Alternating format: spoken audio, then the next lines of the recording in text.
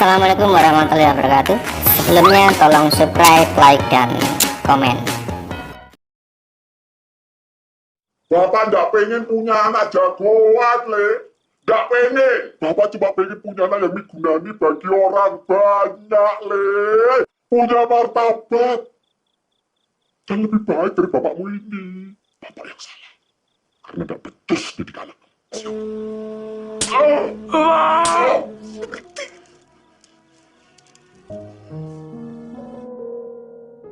Jokowi memang belum sempat menjelaskan apa-apa tentang penyebab dirinya berkelahi, sehingga sang ayah mengira bahwa yang memulai perkelahian adalah anaknya. Padahal yang terjadi sebenarnya tidaklah demikian.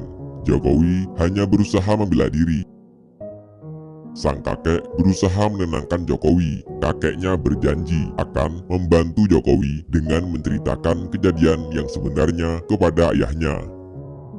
Jokowi mendapat pujian dari gurunya karena selalu mendapatkan nilai sempurna, yaitu 100. Sepulang sekolah, Jokowi memancing ikan di sungai Kalianyar. Ia memang memiliki hobi memancing. Sementara itu, Sapari tiba-tiba datang ke rumah Pak Noto dengan memberi kabar mengejutkan tentang rencana penggusuran wilayah untuk pembangunan stasiun kereta api yang kabarnya akan dimulai pada siang nanti. Pak Noto dan Sujiatmi sangat terkejut mendengar kabar tersebut karena mereka belum menemukan kontrakan yang akan ditinggali. Jokowi yang saat itu mendapatkan cukup banyak ikan terpaksa kembali pulang ke rumah setelah kedua adiknya datang menjemput.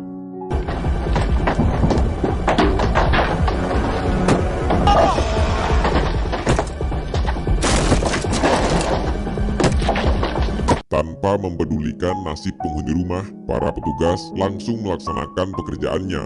Jokowi menangis melihat tempat tinggalnya dihancurkan, namun ia tidak bisa melawan. Ayahnya berusaha menenangkan Jokowi dan berjanji akan mencarikan rumah baru untuk keluarganya.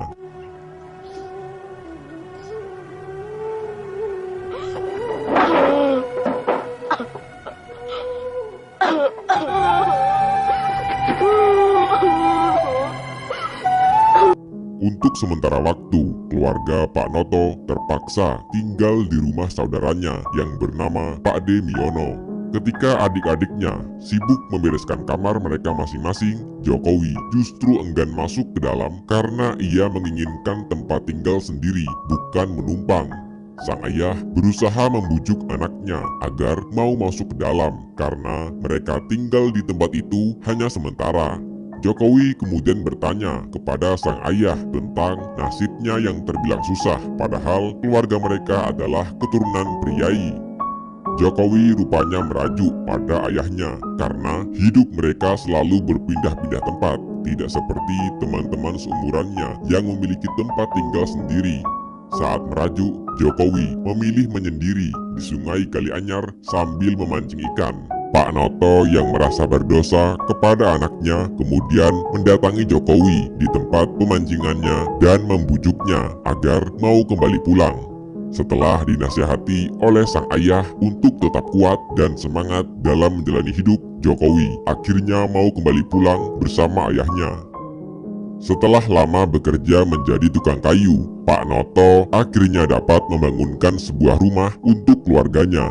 Jokowi pun sangat bahagia melihat rumah barunya itu. Makasih Bapak. Pada tahun 1978, Jokowi sudah tumbuh remaja. Setelah lulus SMP, ia berniat masuk sekolah favorit di Surakarta. Namun sayang, ia gagal dan akhirnya terpaksa masuk SMA Negeri 6 Surakarta. Aku nggak boleh buang waktu.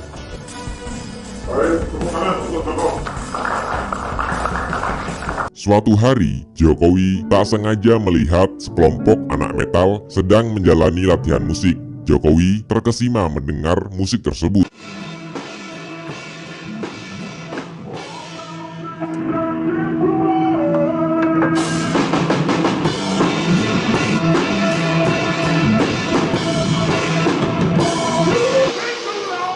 I found out people mean my Siap.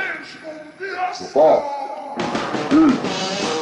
Sejak saat itu, Jokowi sering menyisihkan uang jajannya untuk membeli kaset musik rock yang ia cintai. Kecintaannya pada musik rock membuat penampilan Jokowi berubah.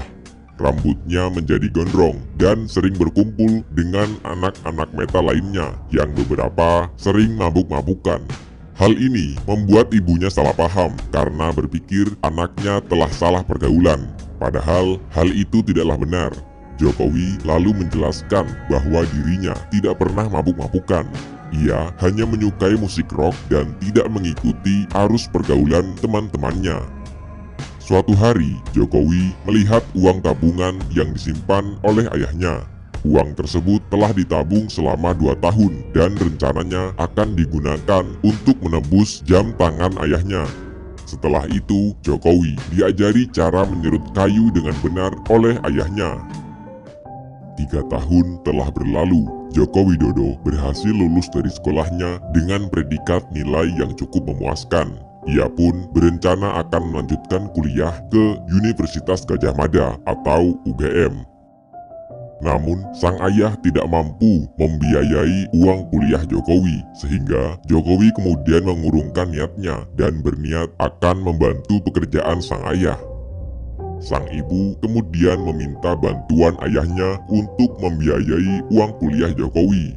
Dengan uang bantuan dari kakeknya itulah yang membuat Jokowi akhirnya dapat melanjutkan pendidikannya ke UGM. Tak hanya itu, sebelum berangkat, uang tabungan sang ayah juga diberikan kepada Jokowi sebagai tambahan biaya kos.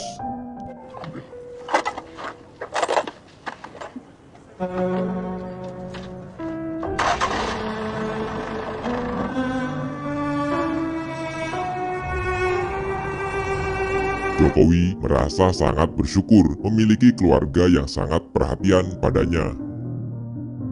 Pada tahun 1980, Joko Widodo telah berhasil masuk ke UGM dan mulai belajar dengan giat di sana. Saat libur, Jokowi pulang ke rumahnya dan saling melepas rindu dengan keluarganya. Bude!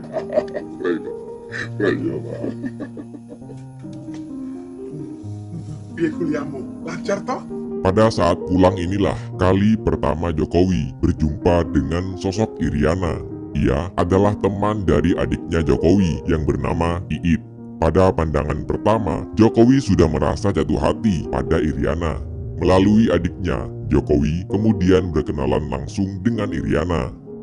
Setelah itu, Jokowi dan Iriana tampak semakin akrab. Malam itu mereka habiskan waktu dengan berduaan. Dengan menggunakan sepeda jadul milik ayahnya, Jokowi mengantarkan Iriana pulang ke rumahnya. Ternyata Iriana sudah ditunggu oleh seorang pria bernama Handoko. Handoko adalah pria kaya yang menyukai Iriana. Namun, sikap Handoko angkuh dan sombong. Hal ini terlihat ketika ia tidak mau bersalaman dengan Jokowi. Tak lama kemudian, Jokowi berpamitan pulang. Sementara Iriana masuk ke dalam rumah dan meninggalkan Handoko seorang diri. Jokowi kemudian pulang ke rumahnya dan duduk di samping ayahnya sambil tersenyum-senyum. Rupanya ia sedang kasmaran. Awalnya Jokowi malu-malu bercerita pada sang ayah. Namun setelah dibujuk, Jokowi akhirnya berterus terang pada ayahnya bahwa ia sedang menyukai seorang wanita. Jokowi merasa pesimis bisa mendapatkan Iriana karena pria yang menyukainya cukup banyak. Pak Noto memberikan motivasi kepada Jokowi bahwa seorang laki-laki itu harus memperjuangkan wanita yang dicintainya. Ayahnya juga menceritakan salah satu modal yang ia miliki untuk mendapatkan hati ibunya adalah kejujuran. Setelah menghabiskan waktu liburan di Surakarta, Jokowi kembali pulang ke Jogja. Saat kembali ke Jogja, wajah Iriana selalu terbayang di pikiran Jokowi. Ia kemudian membuat surat puitis yang rencananya akan ia kirimkan pada Iriana. Namun rencananya itu ia urungkan karena merasa kurang percaya diri dengan kalimat puitis yang ia tuliskan. Demi memikat hati pujaan hatinya, Jokowi memutuskan untuk memotong rambutnya. Ketika liburan tiba, dirinya pun kembali datang ke rumah Iriana. Namun, saat berada di depan rumah, ia justru ditabrak oleh Handoko yang saat itu sedang kesal karena lamarannya ditolak. Iriana yang melihat Jokowi terjatuh kemudian langsung mengajaknya masuk. Rupanya, ia tidak mengetahui kalau yang membuat Jokowi jatuh adalah Handoko. Setelah masuk ke dalam, Jokowi memberikan hadiah berupa tas kepada Iriana. Kemudian, dengan tersipu malu, Jokowi memberanikan diri untuk menembak Iriana. Diana, Ngomong apa toh mas, kok jadi serius gini? coba Diana, aku ndak akan ngebut koyo Andoko tadi. Gini loh, Dik. Dan aku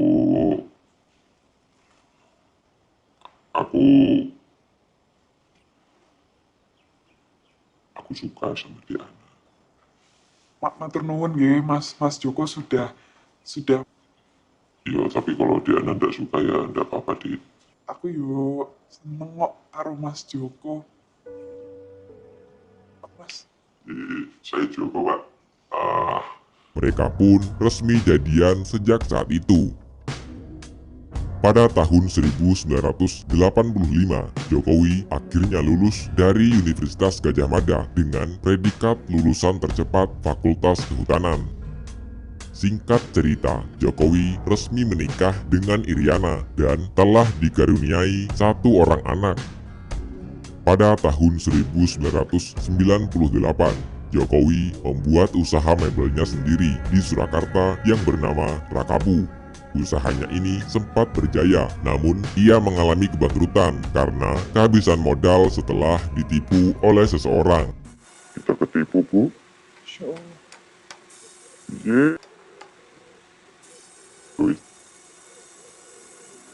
Di saat yang sama, Jokowi harus menelan pahitnya kehidupan ketika mendengar kabar bahwa kakeknya telah meninggal dunia.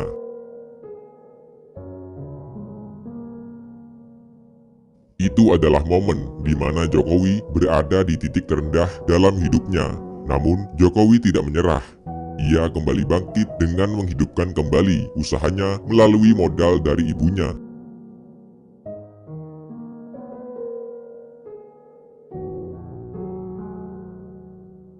PT Rakabu Sejahtera milik Jokowi mengalami kemajuan yang pesat. Bahkan saat itu, mebelnya telah berhasil diekspor ke berbagai negara belahan dunia. Pada suatu hari, Joko Widodo yang awalnya akrab dipanggil Joko mendapatkan nama panggilan Jokowi dari salah seorang temannya di Perancis. Nama panggilan tersebut disampaikan olehnya melalui surat. Menurutnya, sudah terlalu banyak orang yang memiliki nama Joko di Indonesia, sehingga tercetuslah nama Jokowi. Iriana dan karyawannya juga setuju apabila nama panggilan Joko Widodo diganti menjadi Jokowi. Sejak saat itulah nama panggilan Joko Widodo berganti menjadi Jokowi. Pada suatu hari, Jokowi hendak menebus jam tangan milik ayahnya yang dahulu pernah digadai. Ia pun mendatangi toko tersebut dan berhasil menemukan jam tangan yang ia cari. Namun, pemilik toko tersebut telah meninggal dunia, sehingga yang mengelola toko tersebut kini adalah anaknya. Anaknya mengatakan bahwa jam tangan tersebut tidak perlu ditebus dan boleh diambil secara cuma-cuma. Hal itu sesuai dengan wasiat dari ayahnya. Setelah mendapatkan jam tangan milik ayahnya, Jokowi justru mendapatkan kabar bahwa ayahnya telah meninggal dunia.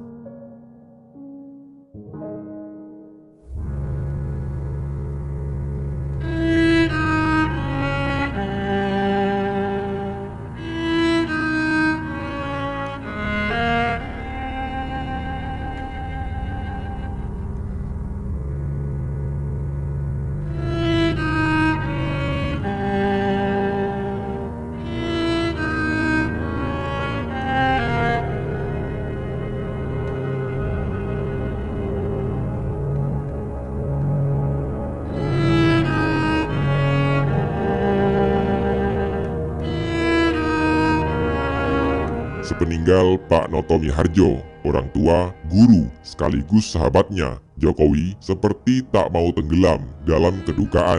Usahanya untuk membuktikan semua pelajaran dari sang ayah makin keras ia lakukan.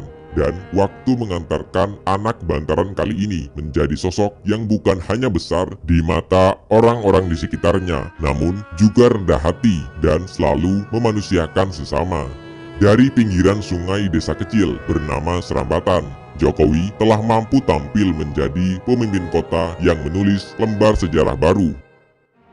Pada tahun 2012, Jokowi resmi dilantik menjadi Gubernur DKI Jakarta berpasangan dengan Basuki Cahayapurnama atau Ahok.